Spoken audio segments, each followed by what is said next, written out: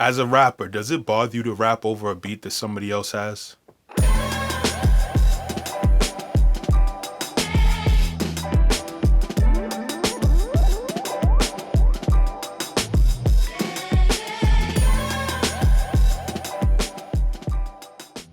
What's going on?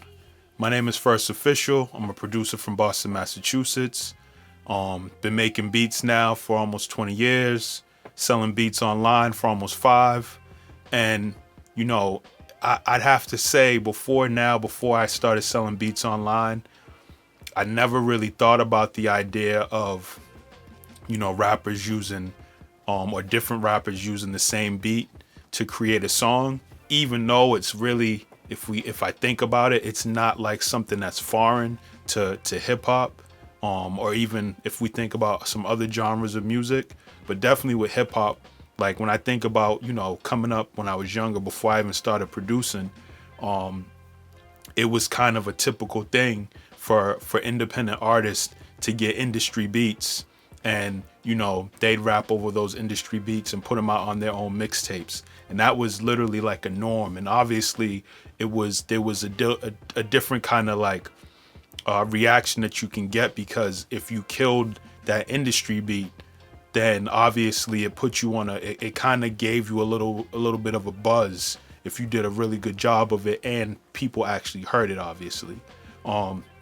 So the idea of rappers rapping over, a beat that has already been rapped over is not a new concept. But it's just something that I've thought about. Like I've thought about it as a producer that, leases beats to different rappers. I've thought about, where some of them might not be comfortable, or some rappers, whether they've, whether they've leased a beat from me or not, they might not be comfortable with the idea of rapping over a beat that somebody else has. And I definitely have had some people tell me that, they're not really comfortable with that. And I get it. I completely understand it. But I would say one thing as far as the idea, at least for leasing, I think that, if we consider, how things were different before, the reason why a lot of rappers were rapping over industry beats is because that's really all they had. It was hard for them to get, whether it be quality sounding beats or just beats in general. It was hard for them to get them. So it made sense that if they could get the instrumental, whatever instrumental, especially if it was a popular instrumental, obviously, like I said, that actually gives you a little bit more points if you actually do a good job on it. But now with the idea of leasing beats and producers selling beats online, independent artists, from people just starting out, to independent artists that actually have a fan base and a buzz, to even the fact that there are industry artists that have actually bought beats that were leased, maybe even leased them initially themselves, before they went on to make a song with them. But it's just the fact that now artists have the option, or have options, as far as quality sounding beats, from various producers from all over the world, right? So the reality of it is that, with that, you just have the opportunity of finding something that you really connect with as an artist, that you can, put your stamp on. But yes, at the same time, there is the reality that, you're rapping over a beat that somebody else potentially has, or other artists potentially have. So you have to be comfortable with it. One thing that I've thought about, obviously, besides the idea of, back in the day, artists rapping over, industry instrumentals, is the fact that if I think about like dance hall, artists in dance hall would perform, or, do their thing over different rhythms. And it's a given, right? There's nothing weird about it, right? And the other thing, that if you were to go and listen to those, you would see how from one artist to the next, there's a different feel, there's a different vibe to the song, even though you have the exact same beat, but you have a different artist over them. And it's just a matter of like that performance that one particular artist has really changes things up, right? So I think that, when I think about the idea of rappers being comfortable or uncomfortable about rapping over the same beat, I definitely think about that. Like I said with dancehall, you literally can go and listen to an entire CD where there are different artists on this exact same beat, and one might be like you really like it, but then the next one is like, wow, like this one is my favorite one, and there's a clear difference. So I definitely think, and thinking about that, the thing that comes to mind is just remembering as a producer, for us, where we kind of want to make beats and try to leave space for the artist, because the artist is the final instrument, right? So the idea of artists rhyming over the same beat, it's a matter of understanding though that your instrument is a one of one. Your voice, your delivery, your flow, the wordplay, whatever it is that you're doing, all that is a one of one. So that allows you to really own it. Another thing I think about with that is just the idea of like, there's the reality of a collab. I mean, obviously it's different where, you have, you could have two, maybe three different artists on the same beat on the same song, but it's like just to kind of hit home at that point in terms of like it's still different depending upon the voice and the delivery and what have you of the artist, where the first rapper on the beat, you might, you like what they did, but then the last rapper on the beat, it might have your favorite verse or delivery or whatever. Just like that's the part that moves you the most, right? So that's another thing that I think about when I'm, as far as like the idea of why I don't know that it's necessarily such a big deal as far as rhyming over the same beat.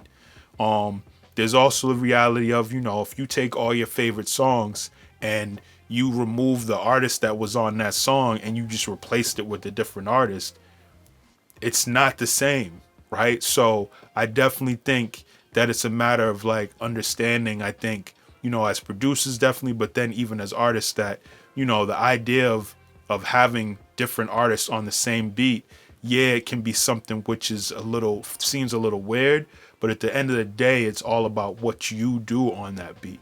And then there's also another reality of, for the most part, a lot of people will not hear whatever the different versions are. And more importantly, if you do your thing on it, you leave your stamp, then it's a matter of now whatever else they hear over that beat, you set the bar for. Again, I get it. I completely understand, the idea of not being comfortable with it. There's a certain level of that even comes with being a producer, a producer that samples, right? So, with sampling, any producer can sample the same thing, the same song or what have you. But, as a producer, you kind of have to be comfortable with the idea of, okay, such and such used that sample before. Okay, now how am I going to flip it differently?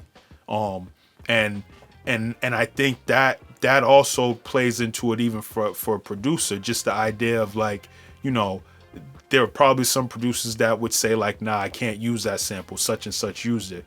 Whereas to me, like those types of limitations and creativity just, I think never really work out well, right? So me saying I'm not going to use a sample because somebody else used that same sample, it just, again, that's just a limitation. Even like I said, with an artist, right? If we think about it from the artist perspective, not getting a beat that you really connect with because of the possibility that someone else might get on it, like that limitation to me just seems like you're missing out on the opportunity to make some music that not only connects with you but connects with your audience. So, definitely thinking about, trying to take into consideration the fact that some artists aren't necessarily comfortable with the idea of rapping on the same beat as another rapper. I get it. Or singing on the song or beat as another singer. I definitely get it. But I would say that, just being able to be comfortable with the realities of like you're a one of one, right? Whatever you do on that beat is what you do on that beat. The way that you connect with the beat, the story you tell over the beat is something completely different from what somebody else might do. And like I said, even before, in terms of like producer rules, the unspoken producer rules, or even the spoken producer rules, I just don't think it's a good idea to ever really like creatively put yourself in a position where you're eliminating options, right? Everything should be on the table to a certain degree, right? Within also just thinking about you and how you want to present yourself. But at the end of the day, it's all about creativity, you know? So that's just my thoughts on this. It was just something, you know, a lot of these videos is basically, you know, different thoughts I've had at some point, and different things might spark, you know, me to sit down and have and make these videos. But these are definitely different things that I've either thought about or have experienced myself. So if you like the content, as I always say, subscribe, hit the like button, share the video, and just be on the lookout for more videos. And another thing you can definitely do, throw in the comments, you know, suggestions of things that you might, you know, have questions about, or maybe even just want to get my take on it. I'm definitely open to that. New ideas from other people is always something that I welcome. So again, definitely, you know, throw something in the comments, subscribe, hit the like button, and be on the lookout for more content. Peace.